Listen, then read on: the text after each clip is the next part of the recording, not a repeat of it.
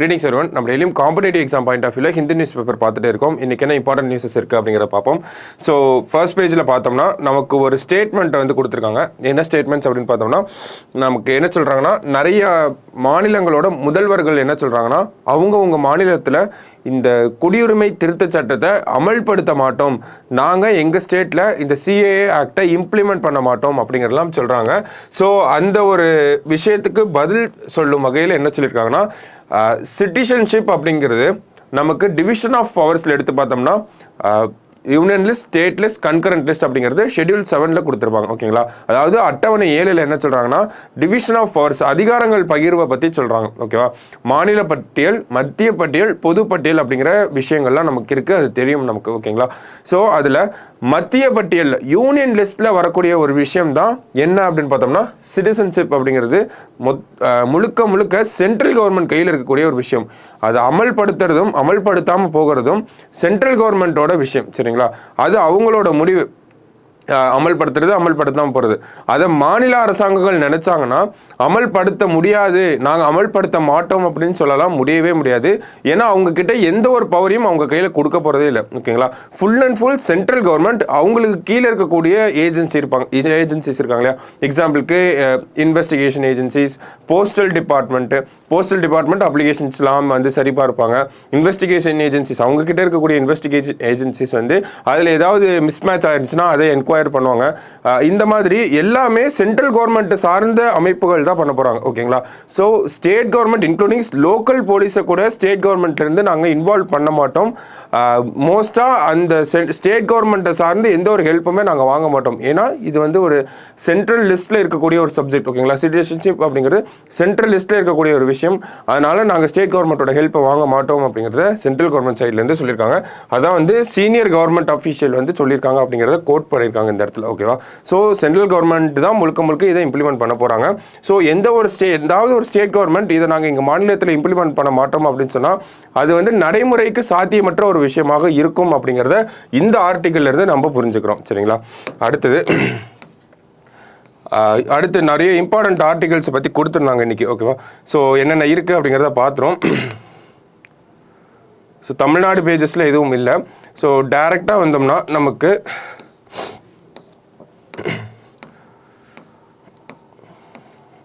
சென்னை இந்த பேஜஸில் சில விஷயங்கள் இருந்துச்சு. ஸோ நம்ம லைப்ரரி பற்றி ஒரு சில விஷயங்கள் கொடுத்துருக்காங்க. ஸோ இந்தியாவிலே இண்டிபெண்டன்ட் இந்தியாவிலேயே ஃபஸ்ட்டு லைப்ரரிக்குன்னு தனி சட்டம் கொண்டு வந்தது நம்ம தான் அப்படிங்கிறத சொல்கிறாங்க.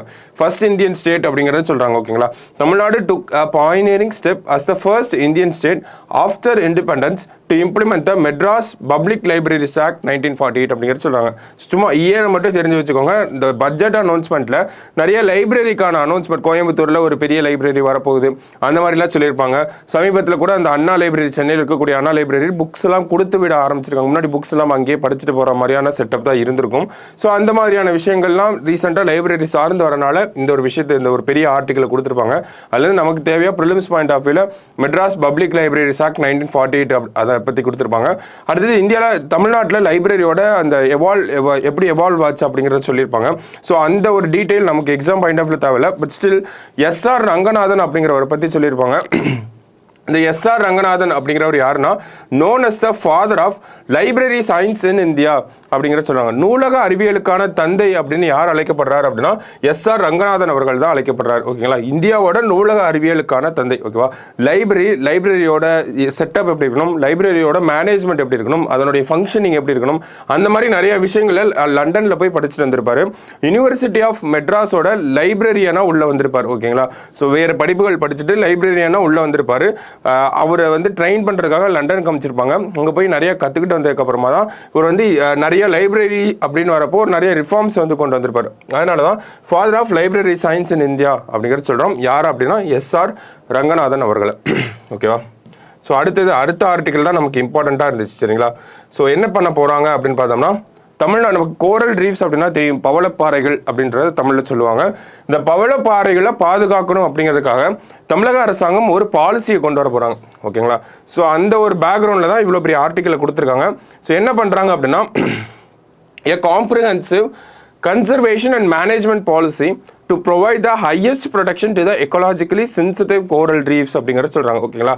ஸோ சென்சிட்டிவாக இருக்கக்கூடிய இந்த கோரல் ரீஃப்ஸ் பவளப்பாறைகள் சென்சிட்டிவாக தான் இருக்கும். சரிங்களா? ஸோ அதனுடைய அமைப்பு அப்படி தான் இருக்கும். ஸோ அதை பாதுகாக்கணும் அப்படிங்கிறதுக்காக ஒரு காம்ப்ரிஹென்சிவான ஒரு management conservation and management policy ஒரு பாலிசியை வந்து கொண்டு வர போகிறாங்க அப்படிங்கிறத யார் சொல்லியிருக்காங்கன்னா இந்த ஆர்டிக்கலில் சொல்லியிருக்காங்க. ஒரு பாலிசி வரப்போகுது நமக்கு. சரிங்களா? கோரல் ரீஃப்ஸை பாதுகாக்கிறதுக்காக. ஸோ அதன் அடிப்படையில் தமிழ்நாட்டில் கோரல் ரீஃப்ஸ் எந்தெந்த கடற்கரை ஓரங்கள்லாம் அதிகமாக இருக்குது அப்படிங்கிறத முதல்ல கொடுத்துருக்காங்க. எங்கே அப்படின்னு பார்த்தோம்னா நமக்கு ஓவராலாக எடுத்து பார்த்தா gulf of Mannar and Palk பே அந்த ரீஜனில். இதே நம்ம டிஸ்ட்ரிக்ஸாக எடுத்து பார்த்தோம் அப்படின்னா ராமநாதபுரம், தூத்துக்குடி, திருநெல்வேலி அண்ட் கன்னியாகுமரி இந்தந்த மாவட்டங்களில் தான் அதிகப்படியான கோரல் ரீஃப்ஸ் அதனுடைய அந்த மாவட்டங்களோட அந்த கடற்கரை ஓரங்களில் வந்து இருக்குது அப்படிங்கிறத சொல்கிறாங்க. ஸோ மெஜாரிட்டியாக எடுத்தோம்னா Gulf of Mannar and Palk Bay region. ஓகேவா? ஸோ கோரல் ரீஃப்ஸ் இப்படி இருக்காங்க. ஓகேவா? ஸோ இவங்களோட த்ரெட்டு என்ன அப்படின்னு பார்த்தோம்னா அவங்க எதனால் அழிஞ்சிட்டே இருக்காங்க, டிக்ளைன் எதனால் ஆகுது, அவங்க டிக்ளைன் ஆகிறதுக்கு என்ன ஒரு காசஸ் அப்படின்றத பார்த்தோம்னா அந்த காசஸை தான் இங்கே நிறையா கொடுத்துருக்காங்க. ஓகேங்களா? எக்ஸாம்பிளுக்கு கோரல் மைனிங் அப்படிங்கிறத சொல்கிறாங்க, ஓவர் ஃபிஷிங் அப்படிங்கிறத சொல்கிறாங்க, டெஸ்ட்ரக்டிவ் ஃபிஷிங் அப்படிங்கிறத சொல்கிறாங்க, கோரல் ப்ளீச்சிங், அந்த மாதிரி நிறைய விஷயங்களை கொடுத்துருக்காங்க. ஸோ அதை பற்றி நம்ம கடைசியாக பார்ப்போம். அதுக்கு முன்னாடி நம்ம பரவல் அப்படிங்கிறத பார்த்துருவோம். ஃபர்ஸ்ட் கான்டெக்ஸ்ட் என்ன அப்படிங்கிறத பார்த்துருந்தோம். அடுத்தது என்ன பார்த்தோம்னா தமிழ்நாட்டில் இந்த கோரல் ரீஃப்ஸ் அப்படிங்கிறது எங்கெல்லாம் இருக்குது அப்படிங்கிறத பார்த்துருந்தோம். அடுத்தது என்ன பார்க்குறோம்னா இப்போ ஒரு பாலிசி போட போகிறாங்கன்னா அதனுடைய தேவை அப்படிங்கிறது இருக்கும் இல்லையா, நீட் என்ன அப்படின்றத பார்த்தோம்னா இந்த கோரல் கவர் இந்த கல்ஃப் ஆஃப் மன்னார் ரீஜன், அந்த கல்ஃப் ஆஃப் மன்னார் ரீஜனில் இருக்கக்கூடிய கோரல் கவரேஜ் அப்படிங்கிறது டிக்ளைன் ஆகிட்டே வருது. எவ்வளோ இருக்குது அப்படின்னு பார்த்தோம்னா 2005 பார்த்தோம்னா 37% இருந்தது. இப்போ 2021 பார்க்குறப்போ 27%, கிட்டத்தட்ட ஒரு 16 வருஷத்தில் 10% அப்படிங்கிறது குறைஞ்சிருக்கு. இதனுடைய காரணங்களை தான் இந்த இடத்துல கொடுத்துருக்காங்க. காரணங்களுக்கு பின்னாடி வரலாம். ஆனால் அந்த தேவை அப்படிங்கிறத பார்த்தோம்னா கோரல் கவரேஜ் அப்படிங்கிறது தொடர்ச்சியாக கம்மியாகிட்டே வரனால நமக்கு மெரைன் எக்கோசிஸ்டம் அப்படிங்கிறது பாதிப்பு நிறையாவே இருக்கும். ஓகேங்களா? கோரல் ரீஃப்ஸ் இல்லைன்னா அந்த மெரைன் எக்கோசிஸ்டம், அந்த மீன்களுக்கு தேவையான உணவுகள், அது அந்த முட்டை போடக்கூடிய இடங்கள் எல்லாமே வந்து அஃபெக்ட் ஆகும். சரிங்களா? ஸோ அதனால கோரல் ரீஃப்ஸை பாதுகாக்க வேண்டியது ஒரு லாங் டேர்மாக நம்ம மெரைன் எக்கோசிஸ்டத்தை பாதுகாக்கிறதுக்கு சமமாக இருக்கும். சரிங்களா? ஸோ அதனால தான் என்ன பண்ணுறாங்கன்னா தமிழக அரசாங்கம் ஒரு பாலிசியை வந்து கொண்டு வர போகிறாங்க. ஸோ கான்டெக்ஸ்ட் வந்து ஒரு பாலிசி வரப்போகுது. அதுக்கான நீட் என்னன்னா கோரல் கவரேஜ் கம்மியாகிட்டே வருது. ஏன் கம்மியாகிட்டு வருதுன்னா அதுக்கான காசஸ் தான் இந்த இடத்துல கொடுத்துருக்காங்க. இந்த காசஸை நம்ம 2 விதமாக பிரிக்கலாம். ஓகேங்களா? ஸோ இந்த இடத்துல என்னெல்லாம் கொடுத்துருக்காங்கன்னா கோரல் மைனிங், கோரலில் வந்து நம்ம இந்த பவளப்பாறைகளை தோண்டி எடுத்துகிட்டு வராங்க லாப நோக்கங்களுக்காக. ஓகேங்களா? அடுத்தது பார்த்தோம்னா ஃபிஷிங் அதிகமாக இருக்குது. ஃபிஷிங் பண்ணுற முறைகள் தப்பான முறைகளாக இருக்குது, டிஸ்ட்ரக்டிவ் ஃபிஷிங்காக இருக்குது, பொல்யூஷன், கோரல் ப்ளீச்சிங்னா என்னன்னு நம்ம பார்ப்போம். சரிங்களா? அடுத்தது பயோ இன்வேஷன்ஸ், அதாவது சில உயிரினங்கள்லாம் இப்போ ஒரு குளம் இருக்குது அப்படின்னா அங்கே இருக்கக்கூடிய நேட்டிவ் ஸ்பீசிஸ் அப்படிங்கிறது ஒன்று இருக்கும். அதில் வேறு ஏதாவது ஒரு ஸ்பீசிஸை போட்டோம் அப்படின்னா உள்ள இன்ட்ரடியூஸ் பண்ணுறோம் அப்படின்னா அது மற்ற விஷயங்களை அழிச்சிடும் இல்லையா, அதுதான் வந்து பயோ இன்வேஷன் அப்படிங்கிறத சொல்கிறாங்க. இந்த competition, space competition, algal Bloom, இந்த மாதிரியான காரணங்கள்னால தான் நமக்கு இந்த கோரலோட கவரேஜ் அப்படிங்கிறது கம்மியாகிட்டே வருது அப்படிங்கிறது சொல்கிறாங்க. ஓகேவா? ஸோ அந்த வகையில் என்ன சொல்கிறாங்க, அந்த வகையில் என்ன சொல்கிறாங்க அப்படின்னா நமக்கு காசஸ் அப்படிங்கிறது இந்த மாதிரி ஸ்ப்ளிட் பண்ணியிருக்காங்க.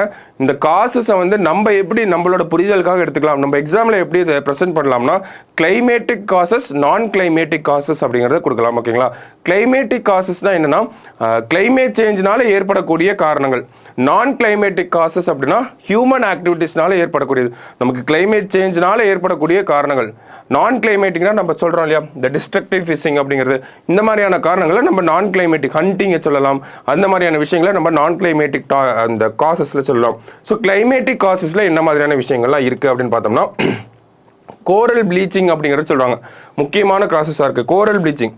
என்ன அப்படின்னு பார்த்தோம்னா நமக்கு கோரல் ப்ளீச்சிங் தான் ஃபஸ்ட்டு என்னங்கிறது தெரிஞ்சுக்கணும். அதுக்கு முன்னாடி கோரல் ரீஃப்ஸோட அமைப்பை பற்றி தெரிஞ்சுக்கணும். ஓகேங்களா? இந்த கோரல் ரீஃப்ஸ் அப்படிங்கிறது பவளப்பாறைகள் அப்படிங்கிறது அதனுடைய கலரை வந்து யார் கொடுக்குறாங்க, அதுக்கு சாப்பாடு யார் கொடுக்குறாங்க அப்படின்னு பார்த்தோம்னா ஜூசாந்தலே அப்படிங்கிற ஒரு ஆல்கே தான். ஓகேங்களா? ஸோ கோரல் ரீஃப்ஸும் இந்த ஜூசாந்தலே அப்படின்னு சொல்லக்கூடிய இந்த ஆல்கே இருக்காங்க இல்லையா, இவங்க 2 பேரும் ஒரு சிம்பயாட்டிக் ரிலேஷன்ஷிப், சிம்பிளாக சொல்லணும்னா ஒரு லிவ் இன் ரிலேஷன்ஷிப் மாதிரி. ஓகேங்களா? ஸோ இதுக்கு இந்த கோரலுக்கு தேவையான சாப்பாடு, அதனுடைய கலர் எல்லாமே இந்த ஜூசாந்தலே ஆல்கே கிட்ட இருந்து தான் வருது. அது அந்த ஆல்கே தங்கிக்கக்கூடிய இடத்த இந்த கோரல் ரீஃப்ஸ் வந்து கொடுக்குறாங்க. ஓகேவா? ஸோ கோரல் ரீஃப்ஸ் அப்படிங்கிறது ஒரு சிம்பயாட்டிக் ரிலேஷன்ஷிப், 2 பேருக்குமே பெனிஃபிட்டாக இருக்கக்கூடிய ஒரு ரிலேஷன்ஷிப்பில் வந்து இருக்காங்க. கோரலுக்கு வந்து அந்த ஜூசாந்தலே அப்படிங்கிறது ரொம்ப உதவிகரமாக இருக்குது. சரிங்களா? ஸோ ஃபுட்டு எல்லாமே அதுலேருந்து தான் வருது. இப்போ நமக்கு என்ன ஆகுது அப்படின்னு பார்த்தோம்னா நார்மல் கண்டிஷனில் டெம்பரேச்சர் அது எல்லாமே நார்மலாக இருக்கப்போ இந்த ஒரு ரிலேஷன்ஷிப் அப்படிங்கிறது நல்லாவே போயிட்டு இருக்கு. இன்கேஸ் நமக்கு இந்த எல்னினோ லானினா அந்த மாதிரியான கண்டிஷன்ஸ்லாம் இருக்குது. அதையும் தாண்டி சிம்பிளாக கிளைமேட் சேஞ்ச் அப்படின்னு பார்க்குறப்போ வெப்பம் அதிகமாகிட்டே இருக்குது.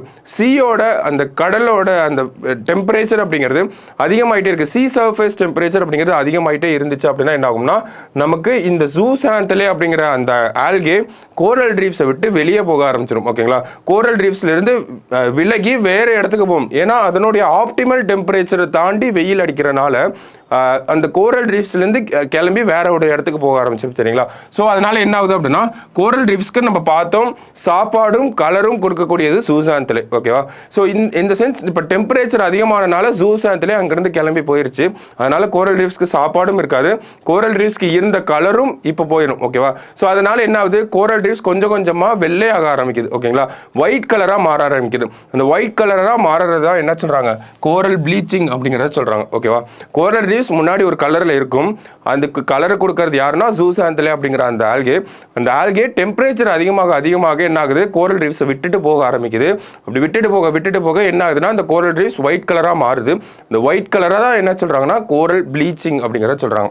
ஓகேவா, ஸோ கோரல் ப்ளீச்சிங் அது எவ்வளோ டெம்பரேச்சருக்கு மேலே இருக்கணும்னா எக்ஸிட்ஸ் 30 டிகிரிஸ்க்கு மேலே இருந்துச்சுன்னா கோரல் ப்ளீச்சிங் அப்படிங்கிறது நடக்கும். ஸோ இது ஒரு முக்கியமான காரணமாக இருக்குது கிளைமேட்டிக் ரீசன்ஸ் அப்படின்னு பார்க்குறப்போ. அடுத்தது அசிடிஃபிகேஷன், தண்ணியோட அந்த அசிடிட்டி அப்படிங்கிறது அதிகமாக கோரல் ரீஃப்ஸ் வந்து அப்படியே அரிச்சிட்டு போயிடும். அந்த மாதிரியான காரணங்களை சொல்கிறாங்க. ஸோ அடுத்து இதெல்லாம் வந்து கிளைமேட்டிக் ரீசன்ஸ் அப்படிங்கிறத சொல்கிறாங்க. நான் கிளைமேட்டிக் ரீசன்ஸ் அப்படின்னு பார்த்தோம்னா டிஸ்ட்ரக்டிவ் ஃபிஷிங். இந்த டிஸ்ட்ரக்டிவ் ஃபிஷிங் அப்படிங்கிறது என்ன சொல்கிறாங்கன்னா பாட்டம் ட்ராலிஸ் அப்படிங்கிற ஒரு நெட்டு யூஸ் பண்ணுறாங்க. ஓகேவா, இந்த ட்ராலிங் அப்படிங்கிறது கொடுத்துருக்காங்களா. இப்போ நார்மலாக ஒரு நெட் இருக்குது அப்படின்னா ஃபிஷிங் நெட் இருக்குன்னா அதுக்கு இவ்வளோ கேப்ஸ் இருந்திருக்கும். இதை பற்றி நம்ம ஆல்ரெடி பார்த்துருக்கோம். எதுக்காக இலங்கை கடற்படையினர் தமிழக மீனவர்களை பிடிச்சிட்டு போகிறாங்க அப்படிங்கிறதுக்கு இதே தான் காரணமாக இருந்துச்சு. அதை நம்ம பார்த்துருந்தோம், இந்த இடத்துல பார்க்க வேணாம். சரிங்களா, ஸோ என்ன சொல்கிறாங்க அப்படின்னா ட்ராலிஸ் அப்படிங்கிறது இந்த மாதிரி பெரிய கேப்ஸ் நார்மல் மீன்பிடி வலைகள் அப்படிங்கிறது இந்த மாதிரி பெரிய கேப்ஸாக இருக்கும். இதே ட்ராலிஸ் அப்படிங்கிறத பார்த்தோம்னா இந்த மாதிரி குட்டியாக கேப்ஸ் இருக்கும். ஓகேங்களா, இந்த கேப்ஸ் அப்படிங்கிறது இதில் ரொம்ப குட்டியாக இருக்கும்.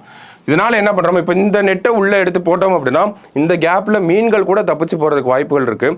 ஆனால் இந்த ஒரு நெட்டை எடுத்து கடலுக்குள்ளே போடுறோம் அப்படின்னா நம்மளால் மீன்களை மட்டுமே பிடிச்சிட்டு வர முடியாது, உள்ள அடியிலிருந்து இருக்கக்கூடிய கடல் வளங்கள் எல்லாத்தையுமே நம்ம எடுத்துகிட்டு வரோம். சரிங்களா, கோரல் ரீஃப்ஸ், அது மேலே இருக்கக்கூடிய ஆல்கே, பக்கத்தில் இருக்கக்கூடிய செடி கொடிகள், அதோடு சேர்த்து தான் நம்ம மீன்களையும் சேர்த்து எடுத்துகிட்டு வரோம். ஓகேவா, ஸோ இந்த மாதிரியான ஃபிஷ்ஷிங்கை தான் என்ன சொல்கிறாங்கன்னா டிஸ்ட்ரக்டிவ் ஃபிஷிங் அப்படிங்கிறத சொல்கிறாங்க. ஓகேவா, ஸோ இந்த மாதிரியான காரணங்கள் தான் நான் கிளைமேட்டிக் ரீசன்ஸாக இருக்குது. நமக்கு ஓவர் ஃபிஷிங் பண்ணுறது, டிஸ்ட்ரக்டிவ் ஃபிஷிங் பண்ணுறது, அண்ட் தென் ட்ராப் ஃபிஷிங் பண்ணுறது, இதெல்லாம் தான் காரணமாக இருக்குது. ஏன்னா கோரல் ரீஃப்ஸில் தான் நமக்கு அந்த மீன்கள்லாம் சில மீன்கள் வந்து முட்டையெல்லாம் போட்டு வச்சுருக்கும். சரிங்களா, ஸோ அந்த மாதிரியான காரணங்கள்னால தான் நமக்கு கோரல் ரீஃப்ஸ் அந்த ஒரு ஃபிஷ்ஷிங் ஹண்டிங் இந்த கோரல் மைனிங் அப்படிங்கிறது சொல்லுவாங்க அதையே எடுத்துகிட்டு வர்றது, அந்த மாதிரியான காரணங்கள் வந்து நான் கிளைமேட்டிக் ரீசன்ஸாக வந்து இருக்குது. ஓகேவா, ஸோ இதுக்கும் ஸ்ரீலங்காவுக்கும் என்ன சம்மந்தம்னா நம்ம ஊரில் இருக்கவங்கலாம் வந்து ட்ராலிஸ் அப்படிங்கிற நெட்டை வந்து பயன்படுத்துகிறாங்க. இதனால் நம்மளோட கடலோர எல்லைகளில் வந்து மீன்களோட வளம் அப்படிங்கிறது கம்மியாயிருச்சு. ஓகேங்களா, இலங்கை சைடு ஏன் போகிறாங்க அப்படின்னா அவங்க அந்த ட்ராலிஸ் அப்படிங்கிற நெட்டை பயன்படுத்துறது கிடையாது. அதனால் ஓரளவுக்கு அங்கே மீன்களோட வளம் அப்படிங்கிறது இருக்குது. இப்போ நம்ம ஆளுங்க இங்கிருந்து ட்ராலிஸ் அப்படிங்கிற நெட்டை எடுத்துகிட்டு போய் அங்கே போய் மீன் பிடிக்கிறனால அவங்களோட மீன் வளங்கள் அப்படிங்கிறதும் கம்மியாகுது அப்படிங்கிறது ஒன் ஆஃப் த குற்றச்சாட்டு. ஒரு குற்றச்சாட்டாக தான் இருக்குது. சரிங்களா, ஒன் ஆஃப் த ரீசன்ஸாக தான் இருக்குது. அது மட்டும்தான் ஒரே ரீசன் கிடையாது. ஓகேவா, ஸோ இதுவும் ஒரு காரணம் தான். ஓகேவா, இது மட்டும்தான் காரணம் அப்படிங்கிறது கிடையாது. சரியா, ஸோ அதுதான் அதுக்கும் ஸ்ரீலங்காவுக்கும் இருக்க சம்பந்தம். ஸோ நம்ம பேக் டு த டாபிக் வந்தோம்னா கோரல் ரீஃப்ஸ் அப்படிங்கிறத பார்த்துருந்தோம். இந்த கோரல் ரீஃப்ஸோட கன்சர்வேஷன் பாலிசி அப்படிங்கிறத தமிழ்நாடு கவர்மெண்ட் கொண்டு வர போகிறாங்க. ஸோ இந்த பாலிசியோட நீடு என்ன அப்படிங்கிறத பார்த்தோம். ஏன்னா கோரல் ரீஃப்ஸோட கவரேஜ் அப்படிங்கிறது தொடர்ச்சியாக கம்மியாயிட்டே வருது, அதனுடைய ஸ்ப்ரெட் அப்படிங்கிறது கம்மியாயிட்டே வருது. அதுக்கான காரணங்கள் அப்படிங்கிறத நமக்கு கிளைமேட்டிக் ரீசன்ஸாகவும் பார்த்தோம், நான் கிளைமேட்டிக் ரீசன்ஸாகவும் பார்த்துருக்கோம். சரிங்களா, ஸோ அதுதான் இந்த ஒரு ஆர்டிகலையும் ஃபுல்லாக கொடுத்துருப்பாங்க நமக்கு. லாஸ்ட்டாக என்ன சொல்கிறாங்க அப்படின்னா நமக்கு இந்த ஒரு பாலிசி அப்படிங்கிறத நம்ம ஃப்ரேம் பண்ணிட்டு இருக்காங்க, சீக்கிரமே இந்த பாலிசி அப்படிங்கிறது இன்ட்ரடியூஸ் பண்ணிடுவோம் அப்படிங்கிறதான் சொல்லியிருக்காங்க. ஓகேவா, ஸோ இதுதான் இந்த ஒரு ஆர்டிக்கல். ஸோ ஒரு இம்பார்ட்டண்ட்டான ஆர்டிக்கல், தமிழ்நாடு சார்ந்து இருக்குது. அதே மாதிரி என்விரான்மெண்ட் பேசிஸாக இருக்கனால கண்டிப்பாக இதை நம்ம படித்தே ஆகணும். ஓகேவா, ஸோ நல்லா பார்த்து வச்சுக்கோங்க. ஸோ இன்றைக்கி எடிட்டோரியல் பேஜில் நமக்கு எக்ஸாம் பாயிண்ட் ஆஃப் வியூ எடுத்துக்கிறதுக்கு எதுவும் இல்லை சரிங்களா. ஸோ ஒரு விஷயம் கொடுத்துருந்தாங்க இந்த இடத்துல, அர்பனைசேஷன் அப்படிங்கிற கான்செப்ட் கொடுத்துருந்தாங்க. பட் ஸ்டில் அர்பனைசேஷன் வந்து என்ன ஒரு பாயிண்ட் ஆஃப் வியூ அப்ரோச் பண்ணியிருப்பாங்கன்னா, நமக்கு இப்போ இருக்கக்கூடிய அர்பனைசேஷன் அப்படிங்கிறது சமீப காலங்களில் இருக்கிறது ரிலீஜியன் பேஸ்ட் அர்பனைசேஷனாக இருக்குது அப்படிங்கிறத சொல்லியிருப்பாங்க. ஸோ அந்த அளவுக்கு அந்த ஒரு கான்செப்டை மட்டும் நம்ம எடுத்துக்கலாம். ஏன்னா எக்ஸாம்பிளுக்கு என்ன சொல்லியிருப்பாங்க இந்த ஆர்டிகல் அப்படின்னா, அயோத்தியாவில் இருக்கக்கூடிய டெவலப்மெண்ட்டை பற்றி சொல்லியிருப்பாங்க. ராமர் கோயில் வந்திருக்கு, அதை சுற்றி இருக்கக்கூடிய டெவலப்மெண்ட், இந்த ஏர்போர்ட் வந்திருக்கு, ரயில்வே ஸ்டேஷனை டெவலப் பண்ணியிருக்காங்க. ஸோ அர்பனைசேஷன் அப்படிங்கிறது இப்போ ரிலீஜியன் பேஸ்டாகவும் போகுது அப்படிங்கிறது சொல்லியிருப்பாங்க. இதுக்கு முன்னாடி காலங்களில் கொலோனியல் டைம்ஸில் என்ன இருந்திருக்கும் அப்படின்னா, நமக்கு ட்ரேட் ரிலேட்டடாக தான் ட்ரேடை ஒரு பேசிஸாக வச்சு தான் நமக்கு அந்த அர்பனைசேஷன் அப்படிங்கிறது நடந்திருக்கும். இப்போ ரிலீஜனை ஒரு பேசிஸாக வச்சு ஒரு அர்பனைசேஷன் அப்படிங்கிறது இந்தியாவில் நடக்க ஆரம்பிச்சிருக்கு. இது மாதிரி அடுத்தது மத்தூரா அந்த மாதிரி சில பிளேசஸ் எல்லாம் கோட் பண்ணியிருப்பாங்க. ஓகேவா. ஸோ இதை வந்து ஒரு ஒன் ஆஃப் த ரீசனாக எடுத்துக்கலாம். பட் ஸ்டில் எக்ஸாமில் யூஸ் பண்ண வேணாம் அப்படிங்கிறதா நம்மளோட ஐடியாவாக இருக்கணும். ஓகேங்களா. அந்த டாபிக் வந்து நம்ம அவாய்ட் பண்ணிக்கலாம். அடுத்தது பார்த்தோம்னா, நமக்கு இந்த பேப்பரில் இம்பார்ட்டண்ட்டாக இருந்தது கோரல் ரீஃப்ஸை பற்றி படித்த விஷயங்கள் தான். ஏன்னா அது ரொம்ப அடிக்கடி ரிப்பீட்டட் ஆகிட்டே இருக்குது இந்தியாவோட அந்த தமிழ்நாட்டோட அந்த சி ரீஜனை பற்றி. ஓகேவா. ஸோ அடுத்தது பார்த்தோம்னா டாப் ஆர்ம்ஸ் இம்போர்ட்டர் அப்படிங்கிறத கேட்டிருக்காங்க.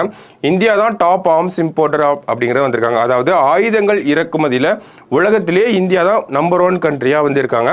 நமக்கு அதிகப்படியான ஆயுதங்களை யார் கொடுக்குறாங்க அப்படின்னா ரஷ்யா தான் வந்து கொடுத்துட்ருக்காங்க. சரியா. ஸோ அது ஒரு செய்தி, இவ்வளோ பெரிய செய்தியில் அது 2 மட்டும் நமக்கு தெரிஞ்சால் போதும். ஓகேவா. ஸோ மற்றபடி செய்திகள் அப்படின்னு பார்த்தோம்னா இன்றைக்கி நியூஸ் பேப்பரில் அவ்வளோதான் இருந்துச்சு. ஓகேவா. ஸோ நம்ம தமிழ்நாடு பேஜ் தான் ரொம்ப இம்பார்ட்டண்ட்டாக இருந்துச்சு. அதுலேயும் குறிப்பாக அந்த கோரல் ரீஃப்ஸ் அப்படிங்கிற அந்த ஒரு விஷயம் ரொம்பவே இம்பார்ட்டண்ட்டாக இருந்துச்சு. ஓகேவா. ஸோ ரீட் பண்ணி வச்சுக்கோங்க. கண்டிப்பாக நீங்கள் ஃபுல்லாகவே அதை ரீட் பண்ணி பாருங்கள். அப்போ தான் உங்களுக்கு ஒரு டிஃப்ரெண்ட் பெர்ஸ்பெக்டிவ் அப்படிங்கிறது கிடைக்கும். அதுதான் எக்ஸாமில் யூஸ் ஆகும். சரிங்களா. ஸோ நாளைக்கு நியூஸ் பேப்பரில் மீட் பண்ணலாம். தேங்க்யூ.